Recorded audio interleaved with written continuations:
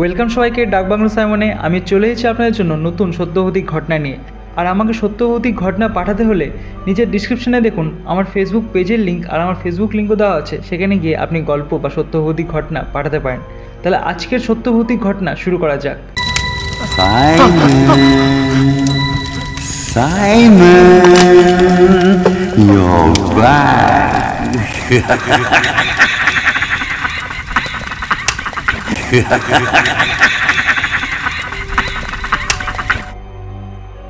রাত তখন প্রায় 2টা।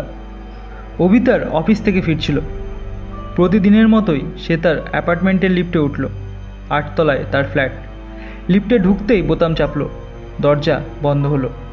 লিফট ওঠা শুরু করলো, কিন্তু 4 তলায় এসে হঠাৎ লিফটটা বন্ধ হয়ে গেল। বিদ্যুৎ চলে গেছে মনে হলো, কিন্তু আশ্চর্যের বিষয় লিফটের লাইটগুলো জ্বলছিল।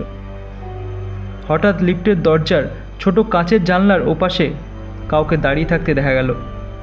সে একটা ছোট্ট মেয়ের ছায়ামূর্তি। মেয়েটা নিঃশব্দে তাকিয়েছিল তার দিকে। হঠাৎ লিফটের লাইটটা নিভে গেল। অন্ধকারের মধ্যে অভি অনুভব করলো কেউ তার ঘাড়ের কাছে গরম নিঃশ্বাস ফেলছে। লাইট আবার জ্বলে উঠতেই অভি দেখল লিফটের আয়নায় একটা বীভৎস চেহারার মেয়ে দাঁড়িয়ে আছে। তার চোখ দুটো শূন্য, ফ্যাকাশে চামড়া, মুখের এক পাশ ছিঁড়ে ঝুলছে, আর সে ধীরে ধীরে হাসছে। অভি চিৎকার করতে গিয়ে দেখল তার গলা দিয়ে কোনো শব্দ বেরোচ্ছে না। লিফট আবার ঝাঁকি খেলো, আলো আবার নিভে গেল। যখন লাইট আবার এলো, অভি নিজেকে তার ফ্ল্যাটের সামনে আবিষ্কার করলো। দরজা অর্ধেক খোলা, ভেতরে একটা চাপা হাসির শব্দ ভেসে আসছে।